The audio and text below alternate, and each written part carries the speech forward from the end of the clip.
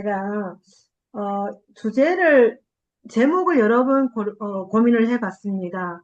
지금 보시는 제목은 중국의 한국어 교육, 그냥 이제 되게 크게 만들었어요. 그러면서 최근에 이제 얘기가 되는 어, 뭐 어떤 분들은 기로에 섰다느니 뭐 여러 가지 등등의 말이 있는데요. 그래서 제가 여러분들에게 이제 뭐 이런 내용으로 주로 강의를 해 드리려고 합니다.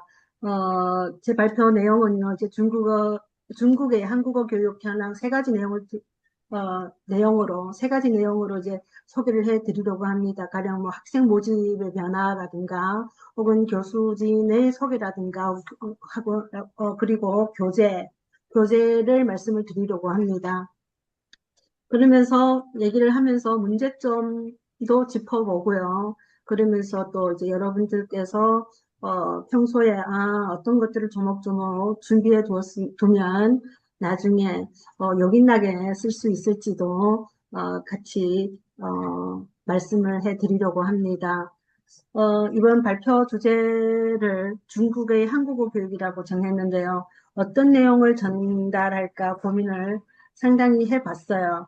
그러면서 아까도 말씀을 드렸다시피 어떤 분은 뭐 기로에서는 한국어라든가 뭐 등등의 얘기를 하는데요. 그래서 한국어 교육에 주안점을 두는 게 어떨까라는 생각에 얘기를 했습니다. 그러면서 이제 흔히들 중국의 한국어 교육이 이제 거품을 걷어내는 중, 혹은 뭐 질적 심화에서 심화라는 이런 단어들도 쓰고요. 뭐 양적 팽창에서 질적 심화라는 이런 단어도 있던데요. 과연 우리가 걷어낼 거품은 있었는가? 혹은 양적 팽창은 있었는가라는 그런 생각도 해봅니다.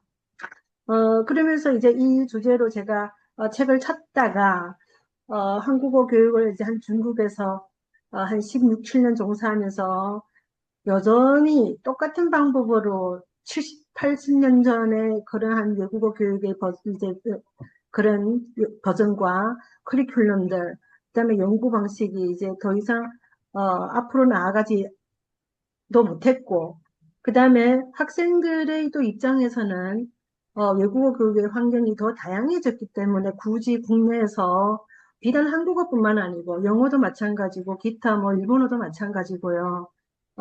상당히 큰 타격을 받고 있으면서 지금 한국어 교육이 열기가 뭐 줄었느니 이런 말을 하기 시작하면서 또 중국의 정책적인 거 포스트 팬데믹 이후에 이공계열이 골기라고 해야 될까요? 그러면서 국가적 목표가 또 인문계열에서 인문계열에 대한 열기가 식어져 있기 때문에 여기에 또 이제 한국학과도 나란히 어깨를 하고 있는 상황입니다. 그래서 이 자리에서 왜 이런 상황이 된 것에 대해서는 제가 논하지는 않겠고요. 못하고요. 왜냐하면 상당한 조사가 이루어져야 되겠죠. 그런데 그러한 조사들은 아직까지 어, 개인의 손에 들어오기에는 아직까지 상당한 시간이 걸릴 것 같고요. 그래서 한국어 교육에 대해서 이제 만 얘기를 해드리도록 하겠습니다. 흔히들 이제 수교 얘기로 한중 관계를 얘기를 하는데요. 사실 그 전부터 한중 관계가 쭉 아름답게 이어져 왔다는 걸 이 강의를 준비하면서 또 더 알게 되었고, 수교나 두 나라의 공식적인 관계로 이제 맺어졌다면 그 전에 민간적인 어, 민간에서는 이루어진 관계는 92년 수교를 위한 아름다운 이제 촉매제 같은 것들이 아니었나라는 그런 생각도 해봅니다. 이 촉매제는 이제 여러 분야에서 이루어졌겠지만 오늘 제가 이 자리에서는 여러분들에게 한국어 교육에서 이루어진 촉매제를 여러분들과 함께 공유하고자 합니다. 여기 왼쪽 도표에서 보면 이제 92년, 1992년이라고 되어 있지 않습니까? 여기에서 보면요, 이렇게 6개 학교가 한국어 학과가, 조선어 학과라고 해야 되겠죠? 조선어 학과가, 생겨났습니다. 여기 있는 학교들은요, 거의 다 이제, 중국의 해방과 함께 북경대학 같은 경우는 49년도에 이루어졌고요. 그리고 이제 연변대학, 중앙민족대학, 대외경제무역대학, 그리고 이제 북경외국어대학 제2대학교, 북경 제2외국어대학교, 그리고 해방군 외국어대학교가 1952년 이렇게 52년도 이렇게 네 개 학교가 조선어학과, 이때는 조선어학과라고 했습니다. 네, 조선어학과가 설치가 되었습니다. 그런데 여기에서 이제 제가 재밌는 것을 하나 알게 되었는데요. 이제 스토리가 아주 있습니다. 어, 어떤 스토리냐면요. 어, 북경대학교의 조선어학과가 1948년도에 이제 국립동방어원 전과대학에서 이제 병립이 되었는데요. 그 학교가 1900, 어, 1948년도에 이제 동방어원 전문학과의 한국어학과였습니다. 그렇다면 동방어원 전문학과의 이 한국어학과는 1942년도 이제 윈난성 쿤민에서 세워졌고, 그 당시에는 이제 한일전쟁으로 해서 이제 움직이는 학교가 되었는데, 45년도에는 충칭 사평바에서 이제 46년도에 난징으로 옮기게 되었습니다. 그러면서요, 이제 42년도에 42년도에 어원 전문학과가 세워졌을 때는 네 개 언어였어요. 그때 그 언어가 뭐였냐면 인디어와 미얀마어, 태국어, 베트남어였는데 45년 한일전쟁 승리 후 이제 네 개 언어가 더 추가가 되면서 여기에서는 뭐라고 하냐면 여기에서 빨간 글로 채워진 것처럼 한어라고 합니다. 한어. 한자를 보시면 이제 한국 한자를 썼고요. 그러면서 한어, 한국어, 필리핀어, 말레이어, 아랍어가 추가가 되면서 총 8개 어종으로 이제 늘어나게 됩니다. 이 오른쪽에 한번 사진을 보시면요. 여기에서 이제 재미있는 일들이 있는데요. 좌측에 네 번째 앉아 계신 분, 여러분 이제 보시죠. 정장 있고요. 가운데 안경을 쓰시고 있고요. 이 선생님이 김준엽 선생님이고요. 그 옆에 이제 이런저런 제가 먼저 중국에서 자료를 찾다가 그다음 또 한국에서 자료를 찾아보니까 또 옆에 앉아 계신 여기에 이제 앉아 계신 분 좌측에 세 번째 분이 누구시냐면 이제 김준효 선생님의 부인 민영주 여사가 되겠고요. 그리고 이제 여기에 보면 지금 이제 좌측에 제일 하단에 좌측 첫 번째 사진 제가 마우스 보이시나요? 여기 있는 선생님 이제 양통방이라는 선생님이신데요. 이 선생님을 이제 49년도에 저 중국 국공내전으로 인해서 이제 김준우 선생님이 귀국을 하실 때 양통방 선생님 그리고 이기열 이제 중국인 학생 4명을 데리고 갑니다. 그 4명의 학생이 중에 한 분인데 양통방 선생님, 이기열 선생님, 마초군 선생님 등 4명인데 여기 한 명을 제가 찾지를 못했습니다. 나중에 이 4명의 학생을 찾을 수 있는 기회가 되면 보충을 해드리겠고요. 그러면서 이제 어디로 보내냐면요. 서울대학교 사학과 한국사를 공부하게 됩니다.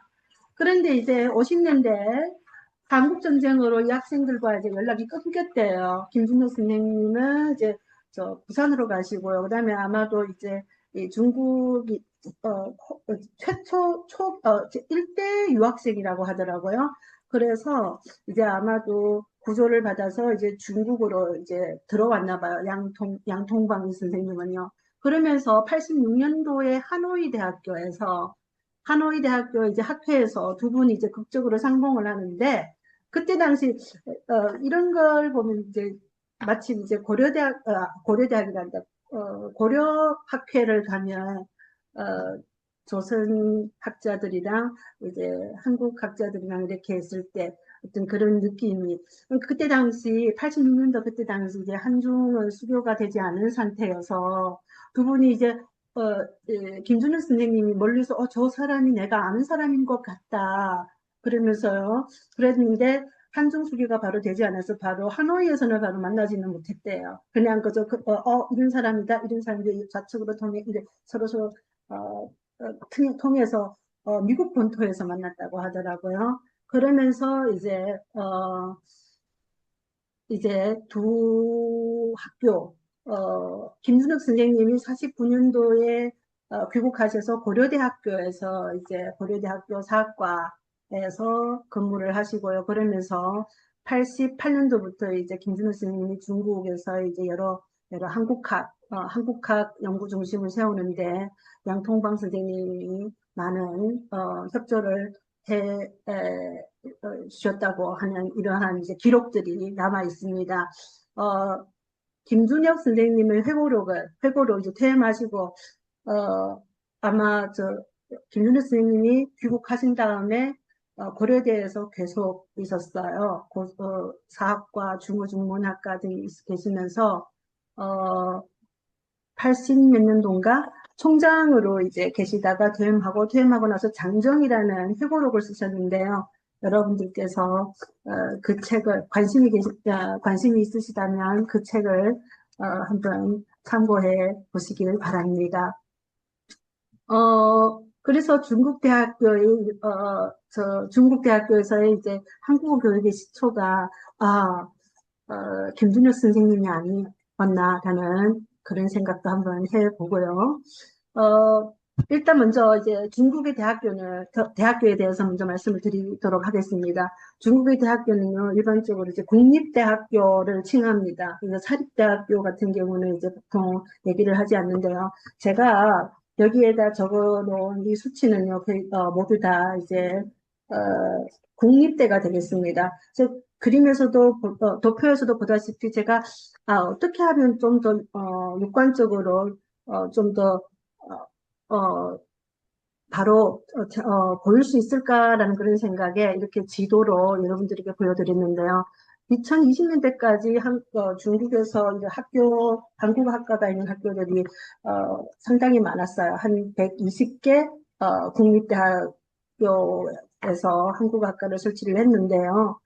여러 가지 이런저런 이유로, 저, 20년, 아시다시피 20년도에서부터 23년도까지는 큰 변화는 없었습니다. 왜냐하면 팬데믹이 있은 다음에, 다 이제 그냥 그저, 정책의 변화는 없었고요. 그런데 이제 24년도에서 25년도까지 이제, 이 그림을 보면 마치 뭐 20년도부터 25년까지 이제, 내려온 것으로 되어 있지만, 사실은 정확하게는 이제, 25년, 24년도, 25년도의 수치가, 이제 급격하게 떨어지는, 그렇다고 해서, 분포도에서는 큰 변화는, 보이지는 않습니다. 그냥 밀도에서 가령, 산동성, 여기 산동성 같은 경우는 이제 그 전에,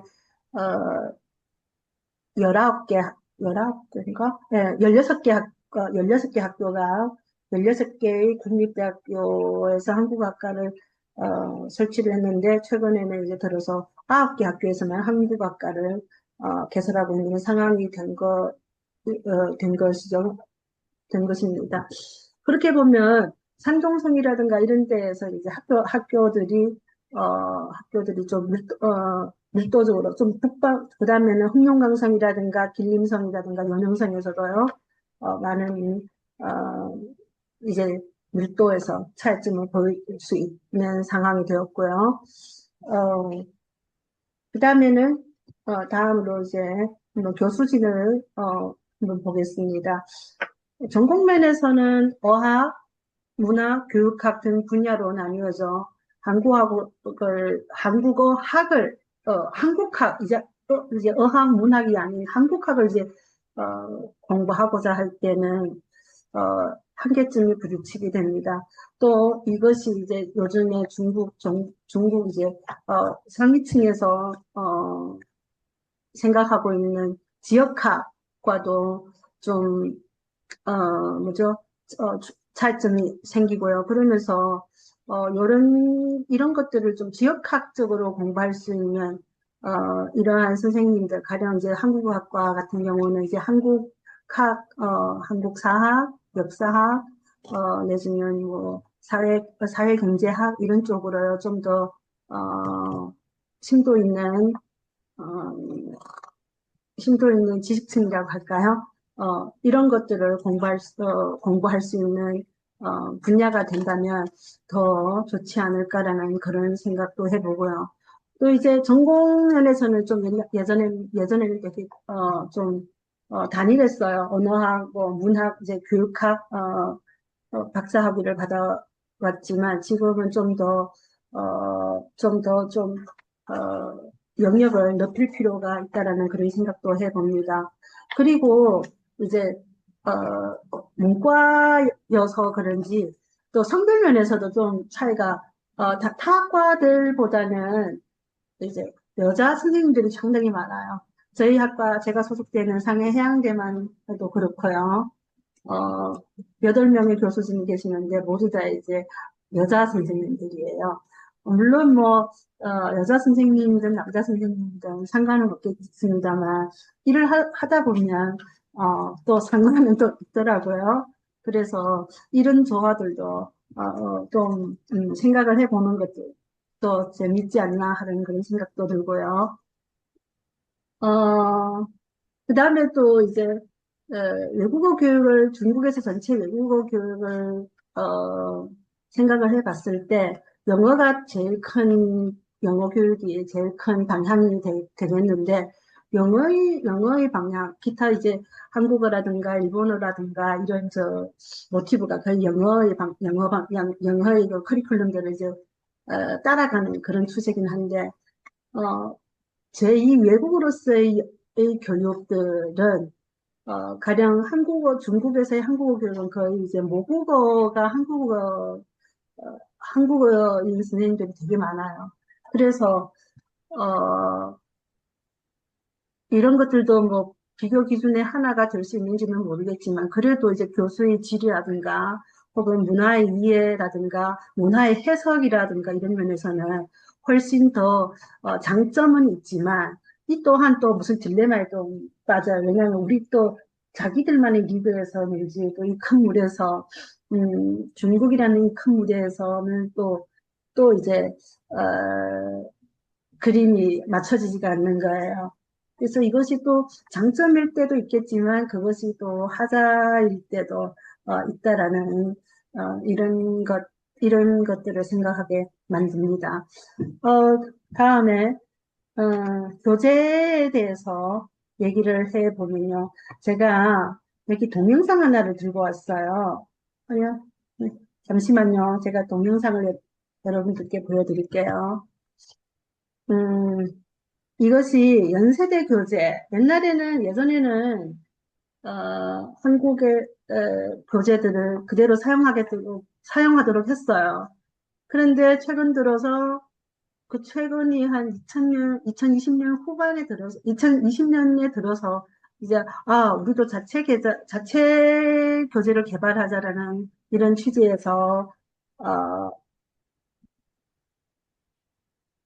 그래서 이제 왕단 선생님은 지금 북경대에 계시는데 그 선생님이 이제 서울대학교 국어교육과에서 이제 학위를 따고 귀국하셨어요. 그러면서 지금 이게 1부터 6까지 정독 교재로 쓰고 그다음에 이것이 이제 어, 읽고 쓰고 뭐 듣기 통합 교재예요. 그리고 지금 또 이제 듣기와 말하기 교재도 지금 이제 이 선생님 팀이 어, 전폭적인 지지를 받음과 동시에 이런 교재들을 출판을 했고 지금 많은 학교에서 이 책을 쓰고 있습니다. 물론 모든 학교가 다 쓰는 것은 아니에요. 가령 법정대 같은 경우는 자기네들이 아직 출판은 안 됐지만, 출판은 안 하지만, 자기네들이 책을 쓰고 있고요. 그래서 이제, 원칙적으로는요, 무조건요, 원칙적으로는 중국 교재를 써야 하면서, 어, 이제 외국 교재는 보충식으로 쓰고 있는데요. 제가 이게 여기 들고 온 이 동영상을 왜 들고 왔냐면, 예전에는 연세 교재를 많이 연세 한국어 교재를 많이 썼어요. 그런데 거기에 이제 여러 가지 어, 문제점, 의식의 문제점, 이런 것을 지적을 받으면서 안 했는데, 어, 되게 그 다음에 이제 멘트도 대화, 이제 회화 멘트도 좀 그렇게 쓰기도 좀 낡았어요, 교재가. 그런데 요즘에 이렇게 새로운 내용의 새로운 컨텐츠라고 할까요?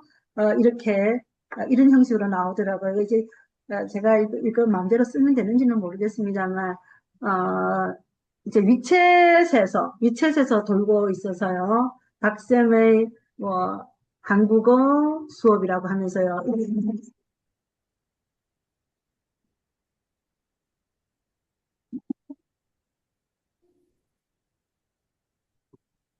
네, 이런 형식으로 이제, 어, 교재 대본을 이용해서, 컨텐츠를 만들어서, 요즘에 이렇게 사용을 하더라고요. 그래서 새로운 또 버전이어서 되게 인상 깊게, 애들한테도 보여주고 있습니다. 이런, 되게, 되게, 새로운 출발점이었어요. 이렇게 해도, 쓸 수도 있겠구나라는 이런 생각이었습니다. 어, 자, 그래서, 여러분들에게 이런 컨텐츠를 여러 가지 내용으로, 짧게 만들어서 지금부터 좀 차곡차곡 준비를, 하면서 모은다면, 나중에는, 이 한국어 교육에 종사할 때 훨씬 더 도움이 되지 않을까라는 그런 생각을 해봅니다. 저도 저 개인적으로는 이제 응답하다 1988을 엄청 많이 사용하고 있는데요. 가령 대사뿐만 아니라 거기에 나오는 한국의 문화라든가 가령 상갓집의 문화, 상갓집에 갔을 때는 어떻게 하는가 이런 것들 있잖아요. 옛날에 제가 한국에서 유학을 했을 때 어떤 지금 생각이 가물가물한데요. 상갓집에 가야 될 일이 생겼는데 그 중국 유학생들이 되게 생소해 하더라고요. 여기는 왜 이렇게 상갓집 같지가 않아? 이런 식의. 그래서 이런 것들도 새로운 아주, 그런 문화를 가지지 않는 사람들에게는 되게 새로운 모습이구나라는 그런 것들을 생각을 해보면서요. 그리고 이제, 그 응답하라 1988에서 나오는 가요, 왜 그대에게가 처음에 나오는지 이런 것들 있잖아요. 그래서 여러분들이 하나의 이제 스토리를 잡고요. 하나하나 그것을 정말 분리를 해보면 엄청 좋은 것들이 많이 있는 것 같지 않나라는 그런 생각을 해봅니다. 저는 이제, 저도 이제 1988을 보면서 엄청나게 많은 것들을 알게 되었거든요. 가령 한국에 이제, 제가 한국에 갔을 때, 한국에 유학을 갔을 땐 되게 여기는, 한국은 여권도 비자도 마음대로, 비자 없이도 가네? 이런 것들인데, 한국도 이런 과정을 거쳤구나. 가령, 90년대 여권 자율화가 되었고요. 그래서 중국도 마찬가지예요. 그전에는 여권 자유화가 아니었었는데, 이러면서, 비교하는 이러한 것들. 우리는 언제였고, 어, 한국은 언제였고, 이런 형식이요. 그래서, 가끔은, 이런저런, 가끔은 비교할 수 있는 내용들을 한번, 또 맞춰도 보고요. 그러면서 얘기를 하면, 좀 더 재미있는 한국어 강의가 될 수도 있기도 하겠습니다. 또 개인적인 또 취향일 수도 있어요. 가령 한국은 참 많은 아주 좋은 드라마들이 많은 것 같아요. 물론 또 개인적인 취향이지만요. 가령 김은희 작가의 여러 작품들요. 가령 태양의 후예에서 나오는 그 이제 대사들, 어, 이제 화용론으로도 이제 말의 매력을 느끼게 할 때, 어떻게 말을 해야 한다든지, 이런 것들을 얘기를 할 때, 이제, 김은희 작가의 태양의 후예라든가 뭐 도깨비 같은 것들도요. 제가 많이 사용하고 있습니다. 그래서 여러분들께서 지금 한창 유행하고 있는 쓸만한 데이터를 모아서 가령 뭐 여러분들이 소논문을 쓴다든가 논문을 쓴다든가 할 때도 이렇게 논문을 모으지 않겠습니까? 그런 것처럼 쓸만한 데이터들 문화라든가 뭐죠? 뭐 역사도 마찬가지가 되겠습니다. 이런 것들을 쪼개서 놓으신다면 여러분들이 나중에 유용하게 쓰이지 않을까라는 그런 생각을 해봅니다. 그래서 여러분들에게 제가 뭐 조언이라든가 강의 할 수는 없겠는데요. 가령 이렇습니다. 이제 제가 한번 네 가지 여기에서 PPT에서 보신 것처럼 네 가지로 크게 준비를 하면서 생각을 해봤는데 1과 2과 3은 내가 이 일을 종사함으로써 할 수 있는 것들은 아니더라고요. 왜냐하면 정부에서 하는 정부 정책의 방향은 제가 개인인 저가 어떻게 할 수 있는 일이 아니고요. 정부 지금 정책 방향은 중국에서는 지역학으로 좀 전에 말씀을 드렸습니다만 이제 더 이상 언어 문학에만 치우치지 않는 다양한 뭐 경제학이라든가 또 요즘에 법학이라든가 등등 다양한 문화 영역으로 치우칠 수 있고요. 그리고 이제 외국어 이제 영어는 워낙 이제 범주가 넓다 보니까 저 중미 관계가 어떻다고 해서 영어를 전공하는 사람 영어학을 전공하는 사람이 이렇게 휘청거리거나 그러지는 않는데, 물론 최근에도 이제 전체적인 외국어의 어떤 그런 붐이 좀 전에도 말씀을 드렸습니다만, 인문학의 어떤 그런, 뭐죠? 홀대, 내지는 정부에서의 어떤 그런, 어, 저, 이공계열의, 지지, 이런 것들. 그리고 또 이제 우리 이제 한국어라든가 일본어 같은 경우는 특히 이제 두 나라 관계가 엄청 좌지우지 되는 것 같아요. 사실은 그렇지는 않은데요. 다 알다시피요. 그런데 이제 일부 이제 설계하는 사람들이, 그러는 거에 대해서는 이제 어떻게 할 수가 없습니다. 그래서 유도 그렇고, 그다음에는요, 학생들의 진로도 마찬가지예요. 다른 일본 회사들은 이제, 일본 회사에 취직을 할 때는 일본어 언어가 상당히, 왜냐면 일본 사람, 다 아시다시피 이제 일본어가 되게 중요하게 일본 사람들은 생각을 하잖아요. 근데 이제, 그 사이에 한국 회사들도 이제, 특히 이제 상해 지역의 한국 회사들도 그렇고, 이제 전반적으로 이제 중국에 있는 한국 회사들도 그렇고, 많이 이제 빠져나가고 있고요. 물론 이제 올해는 좀 다른 것 같기도 해요. 저 시장 분위기가 그렇다고 해서 바로 이렇게 나타나지는 것은 아니고요. 그래서 1과 2와 3은 전혀 이제 개인적으로 할 때는 전혀 도움이 안 되지만, 그래서 여러분들이 준비할 수 있는 것은 교재라든가, 교재도 이제, 물론 주 교재가 있지만, 내가 쓸 수 있는 나만의 어떤 것들, 이런 것들을요, 좀 전에 말씀을 드린 것처럼 하시면 되지 않을까라는 그런 생각을 해봅니다. 그리고 이제 이 일을 하면서 나는 어떤 마음으로 할까 이런 생각을 해봐요. 그래서 늘 우리는 이렇습니다.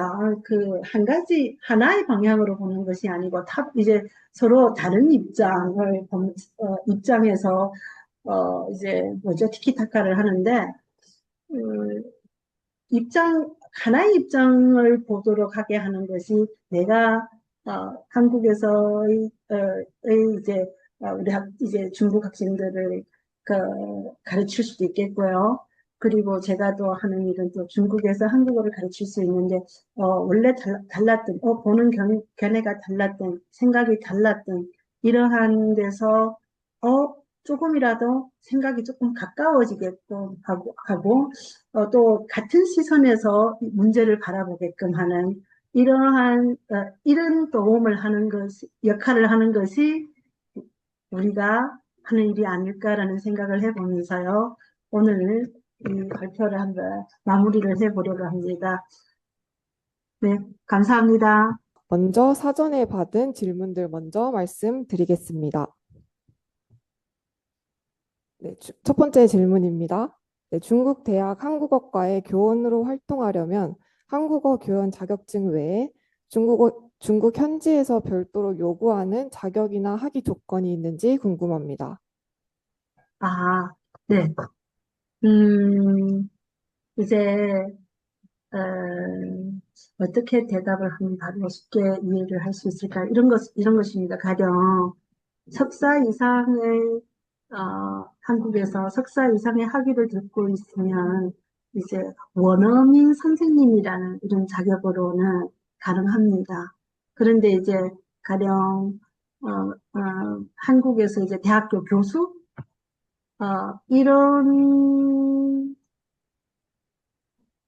중국 대학교에서 이제 완전히 이제 저처럼 이렇게 취직을 하고, 평생 직장으로 가려면, 요즘에 최근에 들어서, 북경대나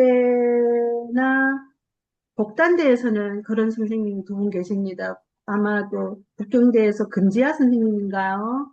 이렇게 북경대 학교를 찾아보면 북경대 홈페이지 들어갈 수 있고요. 거기에서 이제 교수진들이 면담을 볼 수가 있는데 금지아 선생님도 그렇고 복단대학교에서도 이제 한 분이 계시는 걸로 알고 있는데요. 어, 요즘에 이제 정말 인류대학, 북경대라든가 복단대학교에서는 한국인 교수 어, 이제 특수 채용이라고 해야 되나요? 는 가능해요. 그리고, 어, 제가 좀 전에 말씀을 드렸다시피 지역학 쪽으로, 박사 학위 쪽으로 이제 좀 받아야 그래도 좀 더, 좋은 위치에 있지 않나라는 그런 생각을 해봅니다. 가령 지금 중국에서의 한국에서 이제 국내인들도, 거의 2년 전에 취직한 후배가 있는데요. 그 선생님은 한국의 고려대학교에서 이제 박사학위를 문학 박사를 받았지만 또 중국 상해외대에서 아마도 포닥까지 공부를 했어요. 그리고 어디로 갔냐면 대련 외국어 대학으로 갔어요. 대련 외국어 대학의 한국학 연구소인가 거기 그쪽으로 갔어요. 그래서 요즘에 좀 어, 인문계열 취직도 어려운 상황이고요. 또 이제, 만약 인문 이쪽으로 하려면 좀 전에 말씀을 드렸다시피 지역학 쪽으로 좀 더, 한국의 한국학을 가령 경제학이라든가, 아니면 중국과 이런 법학, 이런 쪽으로도 공부를 좀 더 해 놓으시면, 좀 더 유리할 것 같습니다. 안 그래도 화요일 날 이제 지역학에 관한 학과 설립 같은 이런 이제 전제하에서의 회의를 저 상해교통대학교에 이제 아마 이게 뭐죠? 어, 설계하는 사람이에요. 이런 사람을 모시고 회의를 했었는데 지역학에 대해서 상당히 관심을 갖고 있고 중국 전체가요. 그러면서 지금 이쪽으로 다 이제 전폭적인 지지를 한다고 합니다. 네, 대답이 됐나요? 네, 지역학 쪽으로 공부를 하세요. 한국학을 더 열심히 하고, 물론, 가령 뭐 학부라든가 이쪽에 좀, 어, 음, 지식적 기반을 쌓고 한국어 교육으로도 뭐 석박을 한다든가 그렇게 되면, 되게 좋은 자리가, 어, 네, 되게 좋은 기회가 되지 않을까라는 그런 생각을 해봐요. 네, 좋은 물론 답, 이러면 한국에서도 좋은 위치에 있지 않나요? 뭐 굳이 중국에까지. 네, 좋은 답변 감사합니다. 두 번째 질문 드리겠습니다. 중국어권 학습자에게 특히 효과적이었던 교수법이나 수업 방식이 있다면 무엇인지 궁금합니다. 제가 어, 스토리텔링 좀 전에 제가 강의를 하면서 예, 특강하면서 말씀을 드렸다시피 이제 특히 한국에서는 그렇지는 않은데, 이제 현지에서 하는 한국어 교육은 제일 많이 하려고 하는 교육이 이제 번역식이에요. 근데 그 번역식은 현장에서 알아들었어, 이해할 수 있어, 이런 것에서는 도움이 되겠지만, 그것도 이제 옛날에 6, 70년대 제일 많이 쓰던, 물론 지금도 많이 쓰고 있어요. 왜냐하면 효과가 제일 빠르다고 생각을 하기 때문에요. 그런데 저는 개인적으로 스토리텔링, 하나의 단어를 중심으로 가령, 요즘에 제가 제일 많이 하는 단어인데, 얘기를 하다 보면, 되게 재밌는 단어들이 많아요. 가령, 뭐, 한국어로는 달맞이꽃이라고 하거든요. 그 이제 중국어로는 이제 월견화인데, 요렇게, 다른 월에서, 월에 대응이 되고, 꽃은 화에 대응이 되고, 뭐, 겨는 맞이 이렇게 되면서 달맞이꽃. 그러면서 또 이제 또 다른 한 단어, 가령 주며느리도 마찬가지예요. 주서에 며느리 부에, 그래서 주며느리. 뭐 이러면서, 그러면서 요즘에 원출이 중국어로 이제 어, 중국어로 유엔웨이라고 하는데, 웨이는 꼴이라는 건데, 추리가 꽃이었던가? 지금, 국어사 자전을 찾아봐야 되고, 이제 어문을 찾아봐야 되는데요. 그래서 저는 개인적으로, 좀 전에 이제 생각이 나는, 이제 또 스토리텔링으로 하는 방법을, 그래야, 그래야 애들이 이제 머리를 푹 숙이지 않고 쳐다보는 것 같아요. 일단 얼굴을 쳐다보고 이렇게 얘기를 하는 것이 제일 그리고 하나의 그런 스토리를 해서 이 얘기할 때 우리 선생님이 어떤 얘기를 했던가 이것을 생각하는 계기가 되고 또 그런 것들이 좀 기억에 남지 않나라는 그런 제 개인만의 애들한테는 물어보지는 않았지만 그러려고 노력을 합니다. 스토리텔링이 제일 좋았던 것 같아요. 네, 좋은 답변 감사합니다. 세 번째 질문 드리겠습니다. 중국인 학습자들이 한국어 의미나 문법을 이해할 때 모국어의 간섭으로 인해 자주 범하는 전형적인 오류가 있는지 궁금합니다. 어, 그 졸업하고 초창기 때는 그 문법적인 오류라든가 어휘 오류라든가 이런 것들 엄청 많이 신경을 썼고, 또, 그런데, 이제 주안점이 됐죠. 근데 이제 그것이 길게 느껴지다 보니까 그것이 이제 고쳐지지가 않더라고요. 그리고 그, 제가 공부할 땐가요, 틀린 문법도 세 번씩 하면 그것이 맞는 것 같거든요.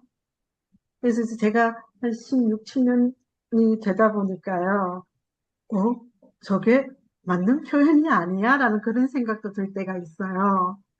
그리고 이제 제가 좀 전에 말씀을 드렸습니다만, 교재가 또 완전히 이제 중국 교재잖아요. 또 그런 교재에서도, 어, 이게 중국식 표현인데, 이런 표현들도 많이 있어요. 그거를 일일이 제가 다 수정을 본다?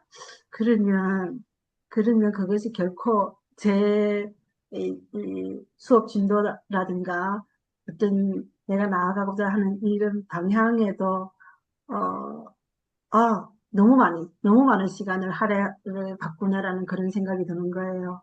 그래서 초창기 때, 초창기 때는 그것에 대해서 엄청 신경을 썼는데 지금은 거의 신경을 안 쓰고 있어요. 너랑 나랑 커뮤니케이션만 되면 되는 거다. 이런 생각으로 임하고 있답니다. 그래서 뭐가 맞는지 저도 잘 모르겠습니다. 네, 좋은 답변 감사드립니다.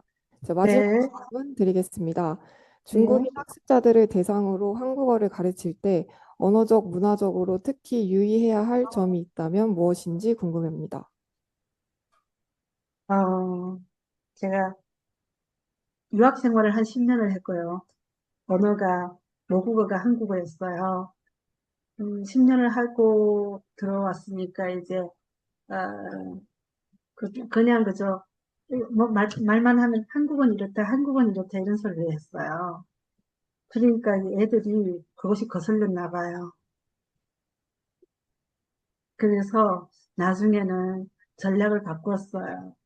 음, 우리도 이것이 좋은데 한국 학생들은 이렇게 하더라. 이것도 나쁘지는 않는 것 같더라. 이런 형식으로.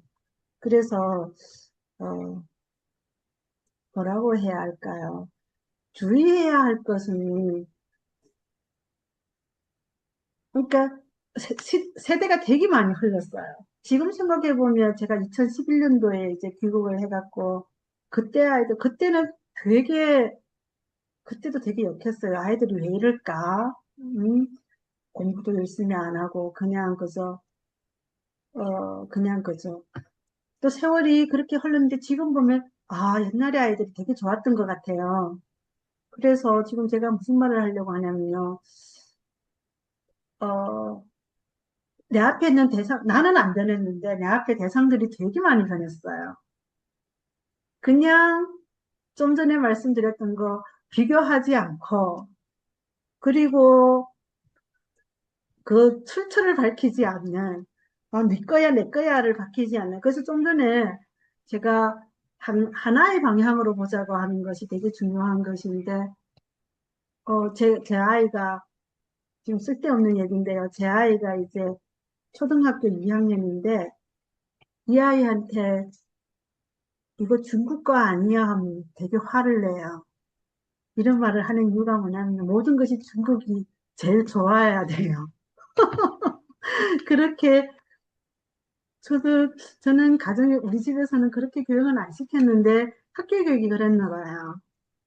그래서 모든 것이 우리가 잘났고 우리가 우리가 1등이어야 되고 뭐 이런 마음가짐이 있나? 그래서인지 한국 얘기를 이렇게 많이 하면요, 질투를 내더라고요. 그래서, 또 제가 또 이런 말을 하면, 뭐, 그래? 그렇대가 아니고요. 그러니까 이제, 뭐, 이런 질문을 저한테 해 주셔서, 그 뭐, 주의점은 요즘엔 주의할 점도 없어요. 그냥 이제 4년, 처음에 왔을 때는, 올라왔을 때, 아이들이 이제 입학했었을 때는, 뭐, 주의하고만 있나요? 처음에는 중국어로 얘기를 해야 되니까요. 그래서, 저는 좀 그런 생각을 합니다. 가령 문화 면에서 이제 충돌 같은 것들이 생기잖아요. 우리 거야, 너네 거야 하는 아주 중요하지 않는. 그래서 그런 얘기를 좀 하나를 알려면 제대로 출발점부터 알자. 가령 이래요. 절기를 같이 썼을 때는 우리의 중국의 영향이 그만큼 있었으니까 그걸 받았을 거고, 그것이 타 지역에서 어떻게 꽃을 피는 것은, 어떻게 꽃을 피우고, 어떻게 그것이 유지되는 것은, 그것이 더 아름답지 않는 것이냐. 이런 식으로 얘기를 합니다. 그러면서 이제, 어, 불교를 얘기를 하죠. 인도 사람들은 정례로 불교가 우리 거라고 그러지는 않는다고 그런 얘기를 합니다. 그래서 특히 이제 한국과 중국은 뭐나 하면 이제 이런 것들 충돌이 있잖아요. 그래서 어, 다른 사람이 더 예쁘게 유지하고 있는 것도 좋지 않냐고 그냥 그러면서 그렇지 않으려면 우리도 전통 문화를 잘 유지하라고 그런 얘기를 하죠. 어쩌면 또 이제 중국에 있는 이런 중국어 교육에서 한국어 교육, 중국에 있는 중국의 한국어 교육의 현장에서만 할 수 있는 말일 수도 있어요. 가령 여러분들이 이제 만약 중국에 와서 한국어 교육을 종사를 하려면 좀 이런 데 짚어주기가 좀 애매하긴 하죠.